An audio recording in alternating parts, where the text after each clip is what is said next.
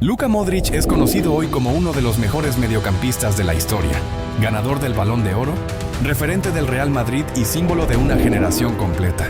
Pero durante la mayor parte de su carrera, Luka Modric fue todo lo contrario a una estrella. Fue un jugador del que se dudó constantemente, al que se le puso techo desde muy joven y que durante años fue considerado insuficiente para el máximo nivel. Antes de que su nombre estuviera asociado a Champions League, finales y premios individuales, Modric era visto como un futbolista técnico, pero con demasiadas carencias físicas, y esa etiqueta lo acompañó desde el inicio de su formación profesional. En Croacia, Modric comenzó a destacar por su forma de jugar, no por sus números. No era goleador, no era potente, no era rápido en línea recta. Su valor estaba en otra parte: control del balón, lectura del juego y capacidad para encontrar espacios donde no parecían existir. Aún así, esas virtudes no eran suficientes para convencer a todos.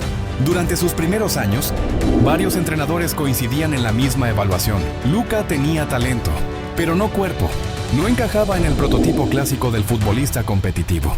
Esa percepción provocó que su crecimiento fuera lento y que no recibiera oportunidades inmediatas en equipos grandes. Cuando finalmente logra integrarse al Dinamo Zagreb, no lo hace como figura principal. El club confiaba en su técnica, pero no en su impacto inmediato. La decisión fue clara: necesitaba minutos, experiencia y adaptación al fútbol profesional real. Por eso, el Dinamo decide enviarlo a préstamo. Aquí empieza una parte clave de su carrera que muchas veces se menciona rápido, pero que fue determinante: sus préstamos en ligas más exigentes físicamente. En esos equipos, Modric no fue protegido ni construido como estrella. Tenía que adaptarse o desaparecer. En esos primeros años, Luka Modric jugaba en un contexto donde el fútbol era directo, intenso y poco paciente. Los partidos no se detenían para favorecer el juego técnico. El contacto era constante y la exigencia mental muy alta. Para un jugador con su físico, cada partido era una prueba. Lejos de hundirse, Modric comenzó a modificar su forma de jugar. Aprendió a soltar el balón más rápido, a posicionarse mejor antes de recibir y a anticipar las jugadas en lugar de reaccionar tarde. Esta etapa no lo convirtió en un jugador famoso, pero sí en un futbolista mucho más completo. Cuando regresa al Dinamo Zagreb tras sus préstamos, el cambio es evidente. Sigue siendo un jugador discreto en apariencia, pero ahora tiene control total del mediocampo. El juego pasa por él. No necesita imponer ritmo corriendo más. Lo impone decidiendo mejor. En el Dinamo, Modric empieza a ganar continuidad real. Juega partidos completos, asume responsabilidades y se convierte en el organizador del equipo. No es el jugador más visible, pero sí el más importante en la estructura. El equipo funciona mejor cuando él está en el campo. A nivel local, el Dinamo domina, y Modric se consolida como uno de los mejores mediocampistas del campeonato croata. Sin embargo, fuera de Croacia, su nombre todavía no genera ruido. No hay campañas mediáticas ni comparaciones exageradas. Es simplemente un jugador eficiente en un mercado poco observado. Ese contexto cambia cuando clubes de ligas mayores comienzan a observarlo. No por videos virales ni goles espectaculares, sino por su constancia y su impacto silencioso en el juego. Entre esos clubes aparece el Tottenham. El fichaje de Luka Modric por el Tottenham no fue celebrado de forma unánime. De hecho, generó más dudas que ilusión. En Inglaterra, la Premier League era vista como una liga donde predominaba el físico, la velocidad y la intensidad. Modric parecía no encajar en ese molde. Desde su llegada, la prensa británica fue clara. Dudaban de su capacidad para competir semana tras semana. Se hablaba de su tamaño, de su falta de fuerza y de si realmente podía sobrevivir al ritmo inglés. Durante sus primeros partidos, esas dudas parecían justificarse. Modric tuvo dificultades para adaptarse. No era dominante, no marcaba diferencias evidentes y en algunos encuentros pasaba desapercibido. Las críticas comenzaron pronto. Se cuestionaba el fichaje y se ponía en duda si el club había cometido un error. Pero mientras desde fuera se hablaba de fracaso, dentro del equipo empezaba a ocurrir algo distinto. Poco a poco, el Tottenham encontraba mayor fluidez cuando Modric participaba más en la construcción del juego. No era inmediato ni espectacular, pero era constante. Con el paso de los meses, su rol cambia. Deja de jugar tan adelantado y empieza a retrasarse en el campo. Ahí es donde su influencia se vuelve más clara. Modric no acelera el juego sin sentido, lo ordena. Decide cuándo avanzar y cuándo pausar. Esa transformación es clave. Ya no se le pide que destaque individualmente, sino que haga funcionar al equipo. Y en ese rol, Modric empieza a crecer de verdad en Inglaterra. Sus compañeros confían en él. El equipo se siente más estable cuando él está en el campo. A pesar de eso, Modric sigue sin ser una estrella mediática. No aparece en portadas constantemente ni es el rostro del club. Su valor está en algo que no siempre se nota a simple vista: el control del partido. Esa constancia llama la atención de clubes más grandes, entre ellos el Real Madrid. Cuando el Real Madrid decide fichar a Luka Modric, no lo hace como una superestrella mundial, sino como un refuerzo para el mediocampo. Su llegada no genera euforia total y, desde el inicio, las expectativas son altas, pero también las dudas. Su adaptación al club blanco es complicada. No realiza una buena pretemporada. Le cuesta encontrar su lugar y durante sus primeros meses su rendimiento es irregular. En un entorno donde la exigencia es inmediata, Modric es duramente criticado. La prensa española no tiene paciencia. Se le señala por errores, por pérdidas de balón y por no marcar diferencias claras. En ese contexto llega una de las etiquetas más duras de su carrera. Es votado como el peor fichaje de la temporada. Ese momento representa otro punto de quiebre. Una vez más, Modric se encuentra en una situación donde su nivel es cuestionado públicamente. La diferencia es que ahora está en el club más exigente del mundo. Después de ser señalado como uno de los peores fichajes del Real Madrid en su primera temporada, Luka Modric no desaparece ni responde con declaraciones. No cambia su discurso ni su personalidad. Lo que cambia es su lugar dentro del campo y la manera en la que el cuerpo técnico empieza a utilizarlo. Con el paso de los meses, el Real Madrid comienza a modificar su estructura en el mediocampo. Modric deja de jugar en zonas donde se le exige romper líneas constantemente y pasa a participar más en la base de la jugada. Ahí es donde su juego empieza a tomar sentido dentro del equipo. En lugar de pedirle que marque diferencias individuales, se le pide que conecte al equipo. Su función ya no es brillar, sino hacer que todo funcione mejor. Ese ajuste que parece pequeño transforma por completo su impacto en el juego. Modric comienza a tocar más el balón, pero no para retenerlo, sino para distribuirlo mejor. Cada pase tiene intención. Cada control está orientado a ganar tiempo o espacio. Poco a poco, el equipo empieza a sentirse más cómodo con él en el campo. Los partidos dejan de ser caóticos. El Real Madrid empieza a tener mayor control en momentos donde antes sufría. Modric no acelera el ritmo por impulso, lo regula. Esa capacidad empieza a notarse sobre todo en los partidos grandes, donde el margen de error es mínimo. A nivel interno, sus compañeros empiezan a confiar más en él, no por lo que dice, sino por lo que transmite con el balón. Cuando Modric recibe, el equipo respira. Esa sensación se vuelve constante y su presencia se normaliza en el 11 titular. Con el tiempo, las críticas disminuyen. No desaparecen del todo, pero ya no son dominantes.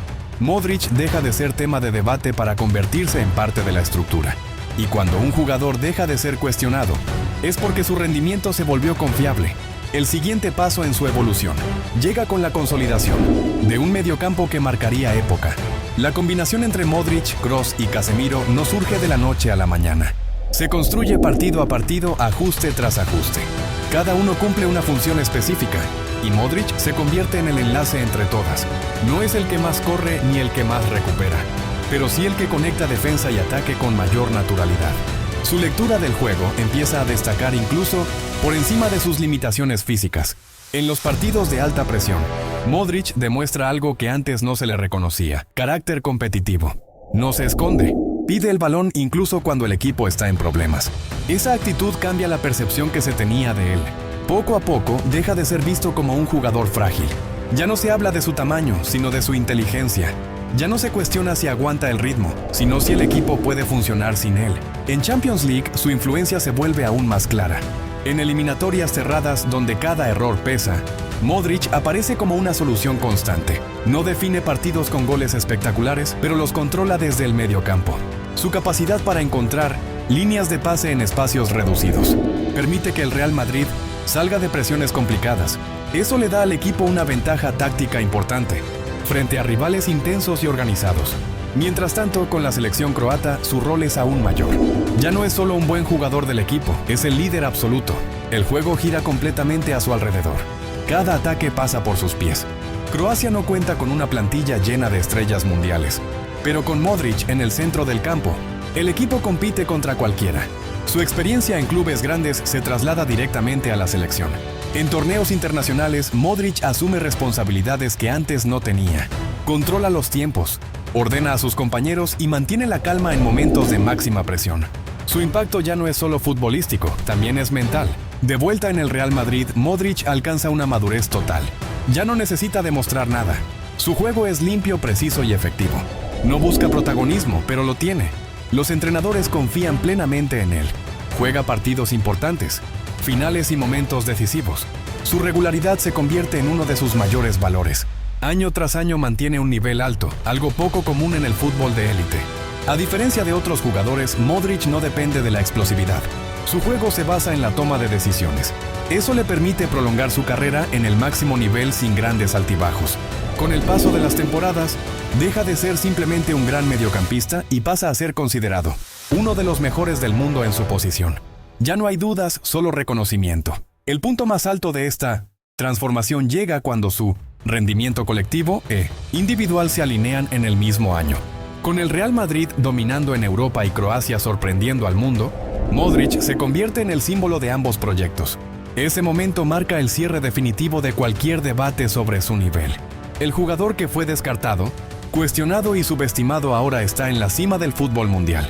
Todo lo que Luka Modric había construido durante años encuentra su punto máximo, cuando el fútbol mundial, por primera vez en mucho tiempo, deja de mirar solo a los goleadores.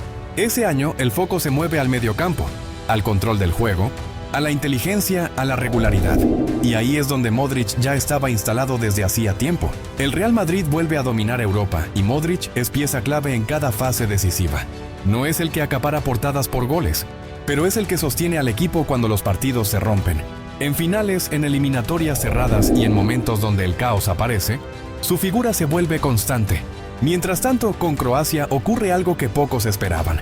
Una selección sin grandes figuras mediáticas. Empieza a avanzar ronda tras ronda en el torneo más importante a nivel selecciones. Y el rostro de ese equipo, el jugador que aparece en todos los partidos importantes, es Modric. No es solo capitán por el gafete, es capitán por comportamiento. Corre cuando hace falta, pausa cuando el partido lo exige y asume la responsabilidad en los momentos más tensos. Penales, finales, prórrogas, siempre está ahí. El mundo empieza a hablar de él de otra manera. Ya no como el mediocampista correcto, sino como uno de los mejores futbolistas del planeta. Su nombre entra en conversaciones donde antes no aparecía. Y eso cambia todo. Llega el momento de los premios individuales. Y por primera vez en más de una década, el dominio absoluto de Messi y Cristiano se pone en duda. No porque ellos hayan bajado su nivel, sino porque aparece un jugador que representa otra cosa. Modric no gana por números escandalosos. Gana por impacto global, por liderazgo, por constancia, por rendimiento en los partidos grandes, por sostener a dos equipos distintos en el máximo nivel al mismo tiempo. Cuando se anuncia el Balón de Oro, muchos se sorprenden, otros lo celebran y algunos lo discuten. Pero con el paso del tiempo, la decisión envejece bien. Porque Modric no fue una moda, fue el reflejo de un fútbol diferente. Ese premio no cambia a Modric, no modifica su forma de jugar ni su actitud. Sigue siendo el mismo dentro del campo. Sigue corriendo, presionando, tocando simple. No se convierte en una estrella distante. Lo que sí cambia es su lugar en la historia. A partir de ahí, deja de ser solo un gran mediocampista para convertirse en un referente generacional. Un jugador que demostró que no necesita ser el más fuerte, el más rápido o el más mediático para marcar época. Con los años, mientras otros jugadores bajan su nivel, Modric se mantiene. Sigue compitiendo, sigue jugando finales, sigue siendo importante. Incluso cuando su rol cambia, su influencia no desaparece. Su legado no está solo en los títulos, sino en cómo jugó, en cómo entendió el fútbol, en cómo rompió la idea de que solo los delanteros pueden ser los mejores del mundo. Modric representa al futbolista que piensa antes de ejecutar, al que hace mejores a sus compañeros, al que entiende el juego como un todo y no como una suma de acciones individuales. Hoy, cuando se habla de los mejores mediocampistas de la historia, su nombre aparece sin discusión. Ya no hay debate sobre si encajaba o no. Ya no hay duda sobre su nivel. Todo eso quedó atrás. La historia de Luka Modric no es la de un jugador perfecto. Es la de un jugador que fue subestimado, cuestionado y que respondió de la única forma posible en el fútbol, jugando mejor que los demás cuando más importaba. Pasó de ser criticado en su llegada al Real Madrid a ser indispensable. Pasó de ser ignorado en debates individuales a romper una era dominada por dos monstruos del fútbol. Pasó de ser duda a ser certeza. Y por eso su historia sigue generando interés. Porque no es solo talento, es contexto, es evolución y es resistencia en la élite. Si te gustó este video, suscríbete, deja tu like y dime en los comentarios qué otro jugador quieres que analicemos así. A fondo, sin resumen y sin cuentos rápidos.